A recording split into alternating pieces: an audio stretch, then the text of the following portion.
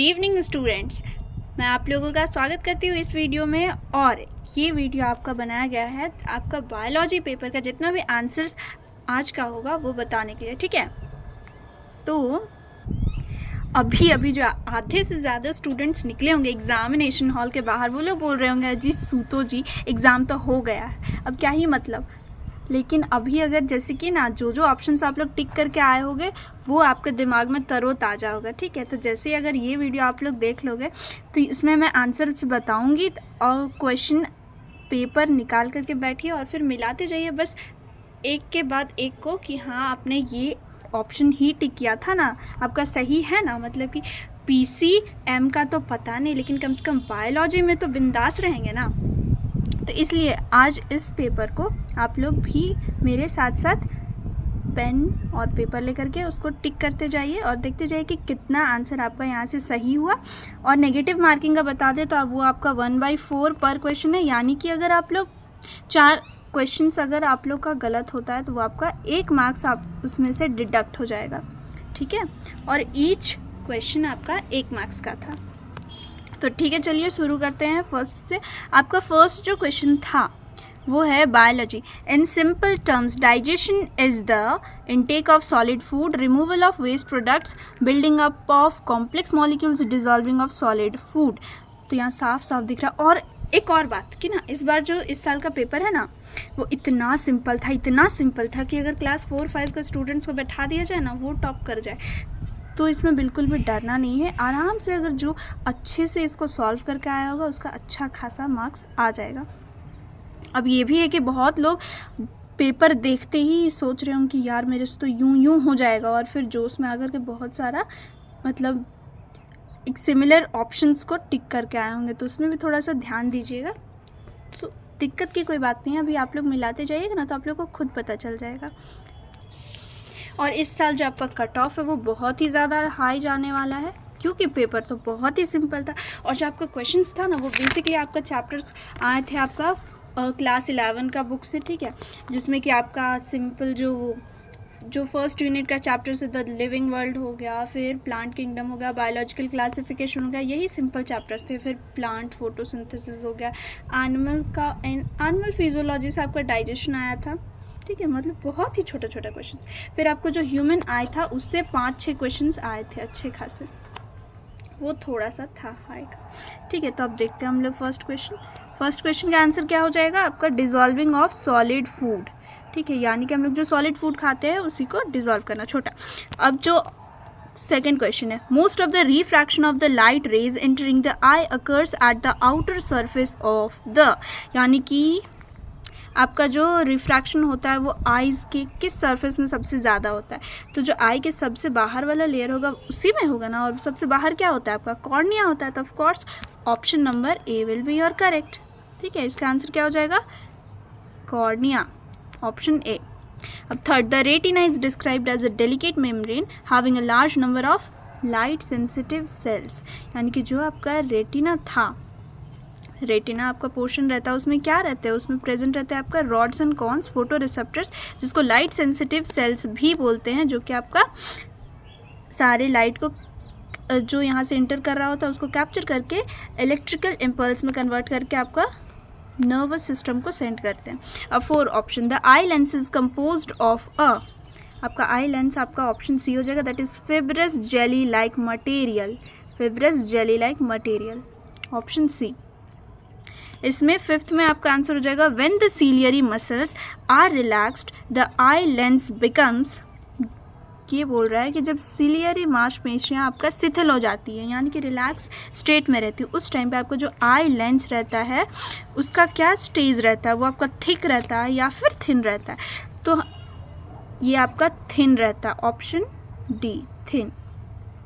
Option 5 मतलब question 6, हाँ question 6, सभी जीवित चीज़ें छोटी छोटी इकाइयों से बनी होती है जिसे हम लोग कोशिकाएं कहते हैं, यानी कि आपका सेल्स कहते हैं, ऑप्शन ए। अब 7th क्वेश्चन आते हैं, the intake of food and its utilization by the body is called, यानी कि खाना को लेना और फिर उसका यूटिलाइजेशन करना एनर्जी के तौर पर, उसे क्या कहते हैं, उसे हम लोग न्यूट्रिशन कहते हैं, ऑप्शन बी। क्वेश्चन 8 है आपका, carbohydrates and fats are the nutrients which are used by an organism mainly as a source of energy. बोलते हैं ना हम लोग बचपन से पढ़ते आ रहे, carbohydrates are the good source of your energy. The organism that obtains food in parasitic nutrition, उसे क्या कहते हैं? उसे हम पैरासाइट कहते हैं। कितना ईजी है, तपाक तपाक हो जाएगा। The undigested and unabsorbed part of the food in holozoic nutrition are thrown out of the body of the organism by the process of egestion. Egestion यानी कि निकालना, that is option B. Specialized cells in cyanobacteria responsible for fixing atmospheric nitrogen are called your heterocysts. ये आपका NCERT में ऐसे diagram बना हुआ था ना नॉस्ट्रॉप का, ठीक है, और उसी में एक प्रेजेंट था जो कि आपका नाइट्रोजन फिक्सेशन का स्पेशलाइज सेल्स, उसी को हम लोग कहते हैं हेट्रोसिस्ट। अब क्वेश्चन आता है आपका 12, that is mycoplasma are organisms that completely lack a cell wall.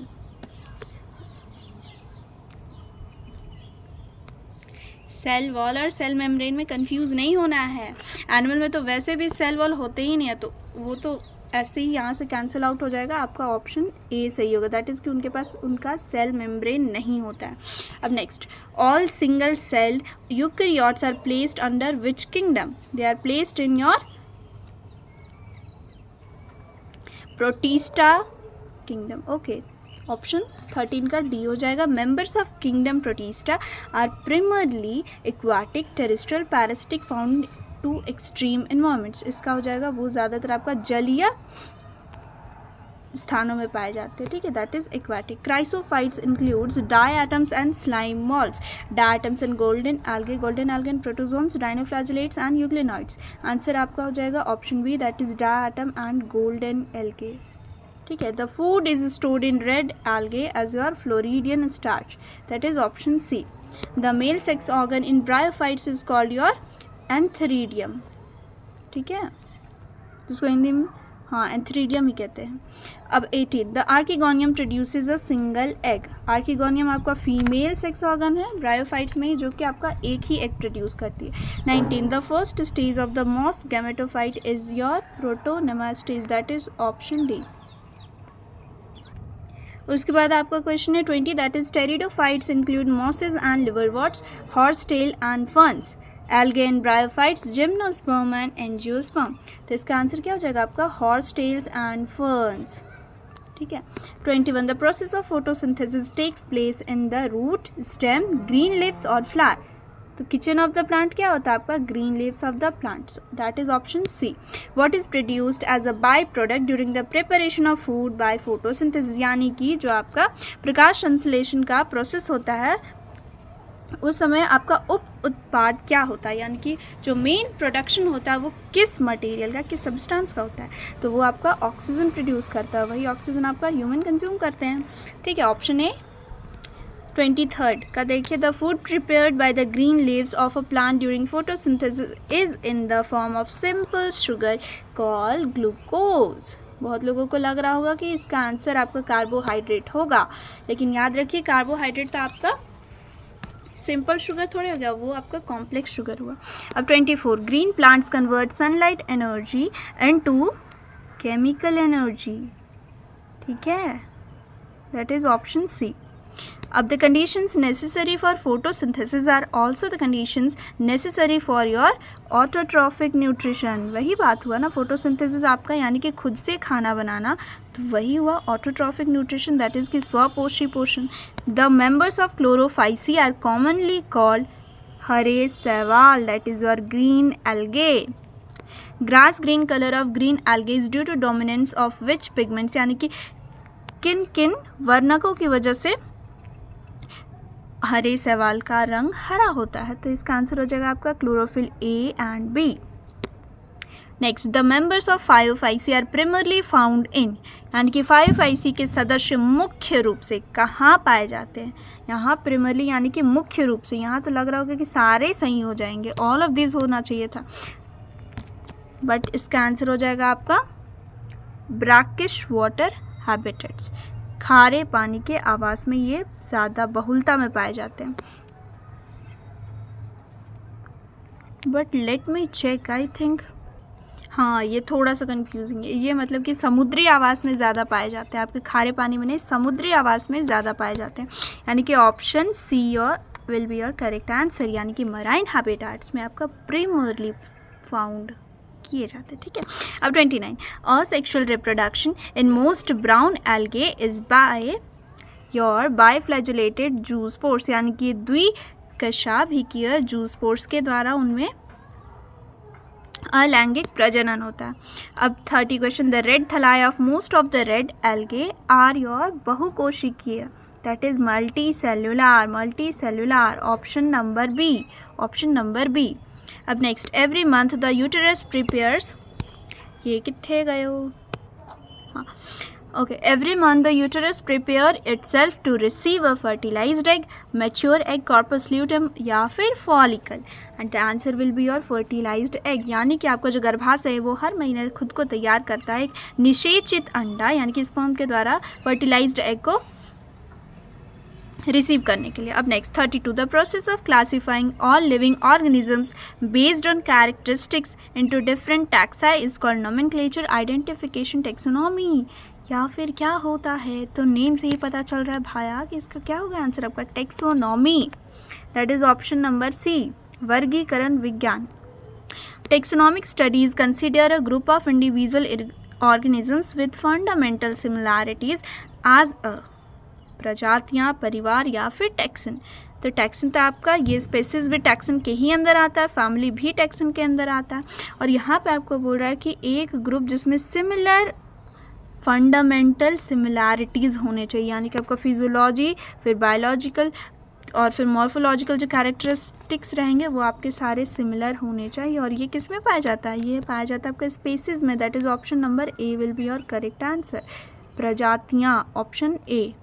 ठीक है, 34 का देखते हैं, which of the 5 kingdom consist of a prokaryotic cell. देखिए इसमें अगर इंग्लिश से वो समझ में नहीं आ रहा है क्वेश्चन, तो इसका हिंदी ट्रांसलेशन भी आप लोग देख सकते हैं, क्योंकि दोनों को अगर साथ ले करके चलते रेफरेंस ना, तो ऐसे में क्वेश्चन में बनाने में ज़्यादा ईजी हो जाता। तो इसका 5 जगत में कौन सा प्रोकैरियोटिक कोशिकाओं से बना हुआ है? ये आपका हो जाएगा प्रोकैरियोटिक, पूछ रहा है ना, प्रोकैरियोटिक आपका मोनेरा होता है, हाँ मोनेरा। अगर यूकैरियोटिक पूछता तो आपका प्रोटिस्टा था, और प्रोटिस्टा का तो ऊपर ही पूछ चुका है क्वेश्चन। अब 35, cyanobacteria are also referred to as, option A that is blue green algae, नीला हरा शैवाल। 36, each stomatal pore is surrounded by a pair of, क्या स्टोमेटा का जो किनारे होता है, they are surrounded by your guard cells, that is option number A. Okay, then after we come to the question 37, that is when the plant does not need carbon dioxide and wants to conserve water, the stomatal pores क्या होते हैं? अगर यानी कि जो आपका stomata है, अगर वो पानी का संरक्षण करना चाहता है, कंजर्व करना चाहता है, तो उसमें जो स्टोमेटा का पोर्स रहेंगे वो आपके खुले रहेंगे या फिर बंद रहेंगे? ऑफ कोर्स बंद रहेंगे, तभी तो वो आपका मतलब नल बंद रहेगा तो ही ना पानी स्टोर होगा। पाइप में स्टोर करना है हमें, टब में स्टोर नहीं करना है ना, दैट इज़ कि आपका बंद हो जाते हैं, option B. 38, in addition to the leaves stomata can also be found in the roots of a plant, flower, green stem या फिर नन ऑफ दिस। तो आपका होगा ग्रीन स्टेम और shoots of a plant, option C. अब 39 question, water absorbed by the roots of the plants is transported upward to the leaves through your xylem vessels, phloem, cambium या फिर stomata. The answer will be your xylem vessels, option A, xylem vessels. Then after आता है, nitrogen is an essential element used by the plants to make proteins and other compounds. क्योंकि आपको याद होगा ammonia का formula क्या होता है, NH3 हो गया, फिर नाइट्रोज, ये सब सारा नाइट्रेट्स हो गया, ठीक है, सब में आपका नाइट्रोजन यूज़ होता है। प्रोटीन्स भी आपका बेसिकली नाइट्रोजन कंपाउंड्स ही होते हैं, ठीक है।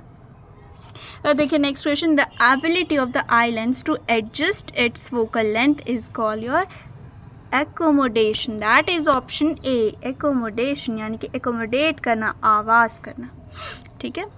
The minimum distance at which objects can be seen most distinctly without a strain is called the, यानी कि वह न्यूनतम दूरी, यानी कि वो सबसे करीब का दूरी जिस पर वस्तुओं को बिना तनाव के सबसे स्पष्ट रूप से देखा जा सकता है, उसे क्या कहा जाता है? उसे कहते हैं स्पष्ट दृष्टि की न्यूनतम दूरी। ऑफकोर्स देखिए हिंदी का जो ट्रांसलेशन है उसी से आंसर मिल जाता है अगर इंग्लिश समझ में ना आए तो, इसलिए बोलती हूँ दोनों लैंग्वेजेस को साथ में लेते रेफरेंस लेते चलिएगा तो आराम से क्वेश्चंस बन जाते हैं। अब next, myopia is also known as, myopia यानी कि माई मतलब कि मेरा है और जो पास में वही तो मेरा है, यानी कि नियर साइटेडनेस, यानी कि पास का आपको दिखेगा, निकट दृष्टि होगी आपके पास ऑप्शन सी, और दूर का आपको नहीं दिखेगा मायोपिया में। अब 44, in a myopic eye the image of a distant object is formed, कहाँ फॉर्म हो जाता है? वो आपका बिहाइंड, सॉरी नो रेटिना पर फॉर्म हो जाता है, दैट इज़ कि आपका option B, on the retina, on the retina. Hypermetropia, hypermetropia यानी कि आपको दूर का दिख रहा है लेकिन पास का नहीं दिख रहा है, दैट इज़ कि फार साइटेडनेस, दूर दृष्टि है आपके पास लेकिन पास का नहीं है। उसके बाद आता है 46, the cell wall of a diatoms are embedded with what? They are embedded with your silica, जिसके वजह से डाई एटोमेसियस अर्थ भी फॉर्म हो जाता है ऑन द सी बेड। अब 47, instead of cell wall euglenoids have a protein rich layer called pellicle, okay pellicle. अब next, during unfavourable conditions यानी कि प्रतिकूल परिस्थितियों के दौरान जो स्लाइम वॉल्स होते हैं, स्लाइम वॉल्स के अंतर्गत जो आपके आने वाले प्लाज्मोडियम होते हैं उसमें एक डिफ्रेंशिएशन होता है, वो क्या डिफ्रेंशिएट करके बनाता है? वो आपको बनाता fruiting bodies, option A, bearing spores that is फलन निकाय बीजाणु धारण करते हैं। 49 क्वेश्चन आपका, vegetative reproduction in algae occurs by your fragmentation, उसमें आपका budding, fusion of gamete, zoospore formation भी होता है बट मेनली जो आपका होता है वो आपका क्या होता है? फ्रैगमेंटेशन, यानी कि टुकड़ों में विखंडित हो जाना, ठीक है, ऑप्शन बी। अब 50 क्वेश्चन है, agar one of the commercial products obtain from your Gelidium और ग्रासिलैरिया, ऑप्शन डी। और यहाँ पे 50 क्वेश्चंस के साथ आज का जो बायोलॉजी क्वेश्चन था आपका क्वेश्चन सेट वो आपका कंप्लीट होता है, ठीक है। तो जो आपका बेसिक जो आपका मार्किंग स्कीम होगा वो आपका मार्किंग फैक्टर का जो मतलब जो आपका मार्क्स को अफेक्ट करेगा वो आपका PCM सब्जेक्ट से होगा, वो तीनों का भी जो क्वेश्चन पेपर हाँ वो सेट का आपका इसी चैनल पे आपका सारे सॉल्यूशंस अपलोड कर दिए जाएंगे, ठीक है, तो देखते रहिएगा। और हाँ कमेंट सेक्शन में ये ज़रूर डालिएगा कि आपका कितना आंसर सही हुआ और कितना गलत हुआ, ठीक है। तो बाय, मिलते हैं नेक्स्ट वीडियो में फिज़िक्स, केमिस्ट्री और मैथ्स के नए सॉल्यूशंस के साथ। तब तक के लिए बाय बाय।